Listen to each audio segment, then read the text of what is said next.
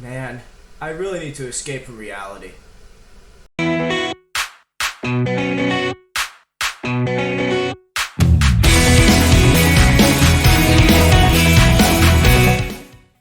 Hey guys, Max from Baka Burrito here, and today on Breakfast Burrito, I'm going to be talking about why the Isekai genre is so attractive, and is there something in this genre for you?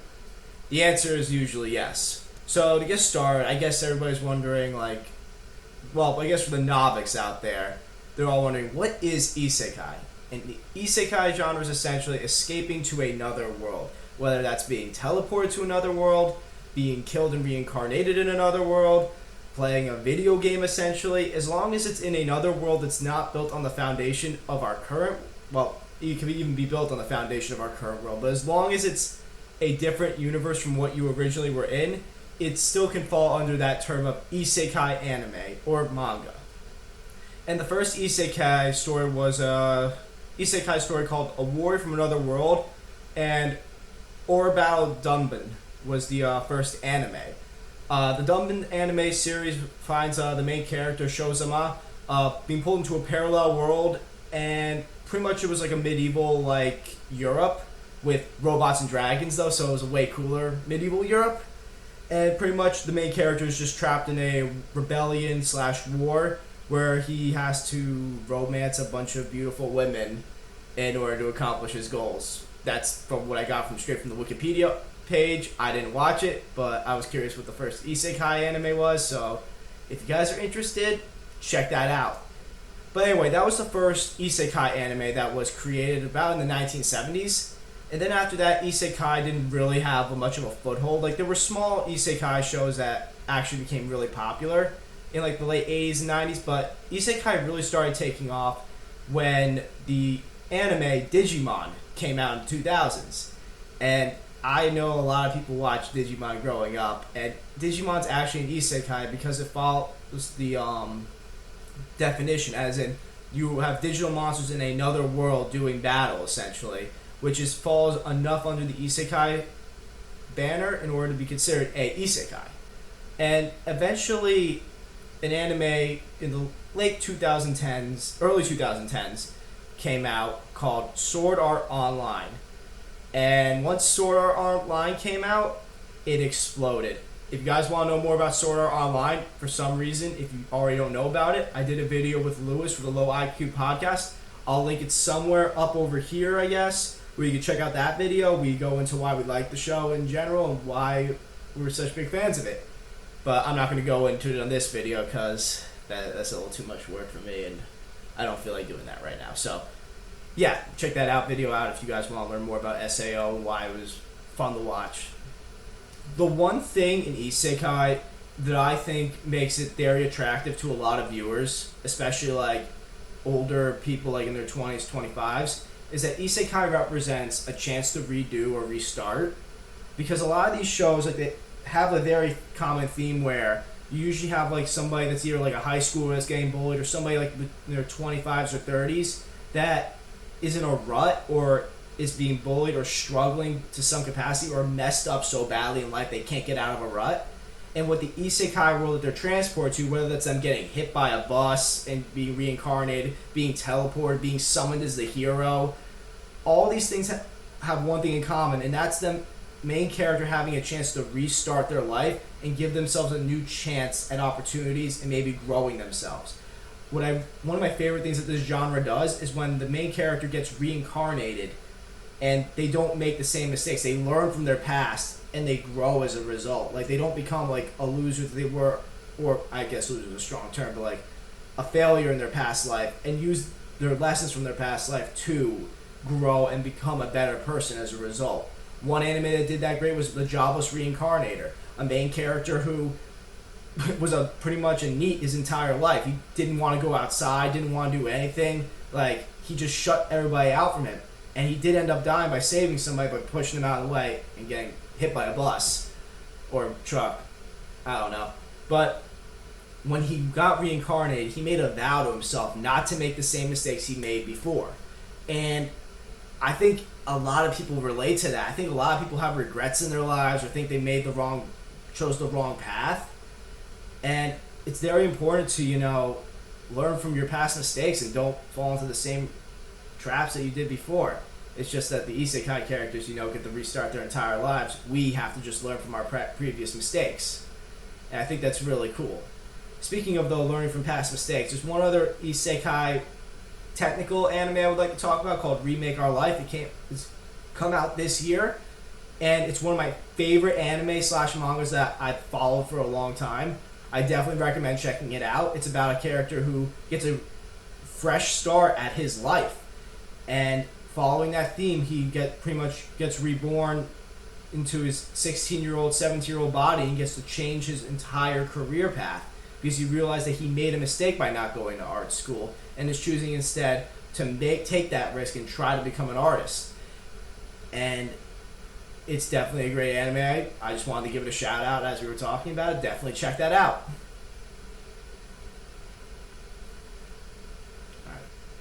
So I'm going to go over now the three reasons why the three different forms of the Isekai genre and what their pros and cons are, and then I'll go into maybe why you won't necessarily enjoy Isekai. The first form of Isekai that I like to go over is the one where a character escapes to another world to some capacity. These are your SAOs, your Log Horizons, your Gate, and Familiar Zero. And pretty much what I'm saying is just escaping to another world. It means that the main character gets teleported or transported to another world, whether it's by their will or by force. One great example of this is Familiar Zero, where it's an anime pretty much where one young Japanese man gets summoned by accident into a whole other medieval fantasy world and has to cope with the fact you're never going back. You're never going to see your family again. You're stuck here forever. And it's an anime that I actually watched in high school, loved throughout. It has about 5 or 6 seasons. I definitely recommend checking that one out if you want to start watching a classic isekai. It'd probably be that one. But yeah, the main point of that is pretty much the main character being teleported to another world, and whether he's the hero or just some bum being sent there, he is trapped in this new world and has to make do and survive. One anime that I think does the transporting people to another world really well is an anime called Log Horizon. Log Horizon is essentially about a bunch of regular everyday gamers getting teleported into the game. I don't even remember what the game was called, but getting teleported into their game and having to live in this new magical world as their character avatars. And I think it's a really cool genre because you really see how a lot of these characters that aren't the main characters are struggling with depression, realization that they can't escape this world, realizing that they're never going to see their families again probably, and just going into depression. And the whole first season isn't necessarily about just exploring this magical world, but it's dealing with the fact that everybody's trapped in this whole new world and they're never going to get out.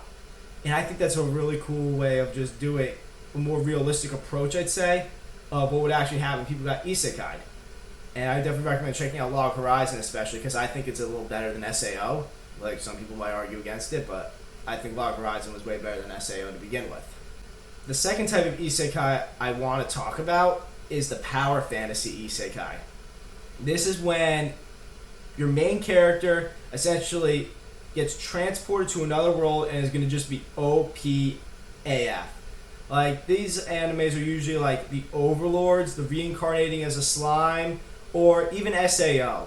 And what a lot of these main characters have in common is that they're more cardboard cutouts in the beginning that are easy for the viewer to portray themselves as. They become as generic as possible so the main character can kind of pretend to be the main character and living in this magical world where they're the toughest and strongest character out there.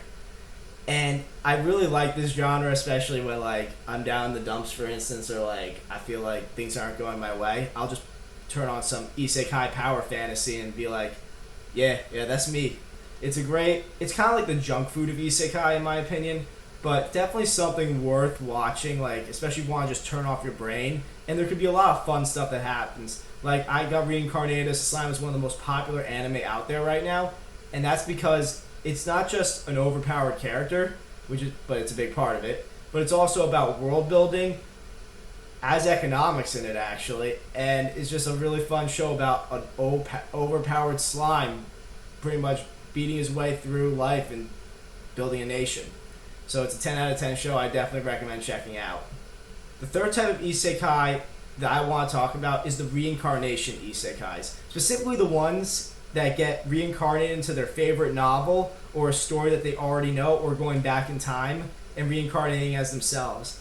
These are the series that I have really gotten into lately, that mostly because of one anime in particular. The anime that got me really into this genre is My Life as a Villainess in an Otamo game. And there's nothing really special about the series in general. I just thought it was funny that the main character was reincarnated as the villain character, and they have to like survive your potential doom flags. And after watching, I definitely recommend watching that series to begin with because it's wholesome in my opinion. It's just a lot of fun to watch and it'll just make you smile. But it created a rabbit hole for me to start watching all these reincarnated anime series, because what's really special about these series is that it's a good chance for people to do over their lives or restart their lives. Whether that's them being reincarnated as somebody else or being like reincarnating as themselves 20 years later. It's like a do-over for them. And going into do-overs, I think that's what makes the isekai genre in itself very attractive to a lot of people. It's because that isekai is a fresh start. Like, it's the idea of the main character having a fresh start at life. A lot of isekai now have the main character being portrayed as like some downbeat loser, somebody who struggles in life, or somebody who's nothing's gone their way, and they get reborn in some way into a new magical fantasy world with adventure and opportunity, and they take this opportunity to not be the same as they were before and are trying to grow as a person.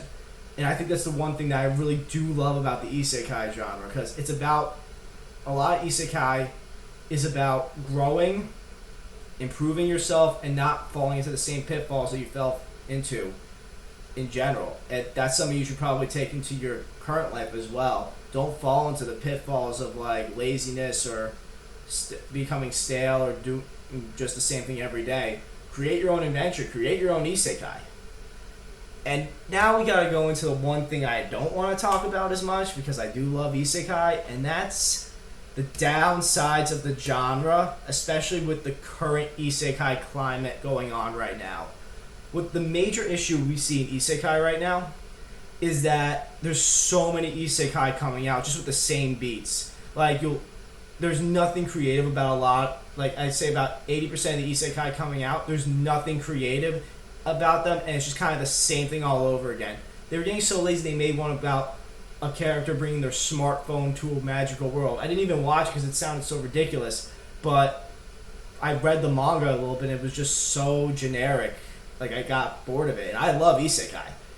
And I think that's just a major weakness of the genre. Like, a lot of genres go through like these hiccups or these phases where the same stereotypes just keep coming back and back again. Like the shonen genre went through it. The drama genre, I guess, went through. Every genre's gone through something like this where there's just the same stereotypes over and over again. And I think the problem with the isekai genre right now is there's nothing that's made isekai as fresh lately, which has hurt the genre itself. Don't get me wrong, there's still great isekai that come out today, like every day. Like, there's some really good shows that you can see, like even this season.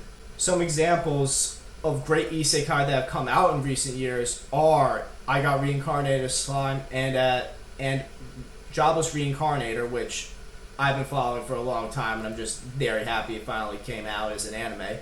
But like, for every like one good isekai that comes out, we get 3 or 4 that are just general like kind of garbage that are kind of the same thing as the last like 10.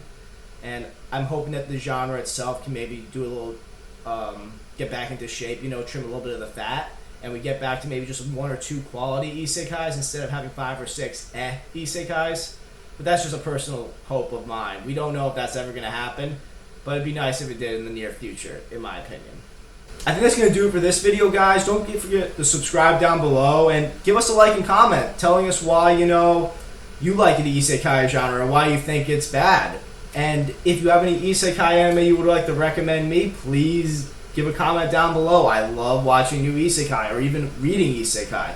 So please give me a recommendation down below. Maybe I'll do a video about it if I like it so much. Anyway, guys, this has been Max from Baka Burrito. You've been great, and I'll see you next time.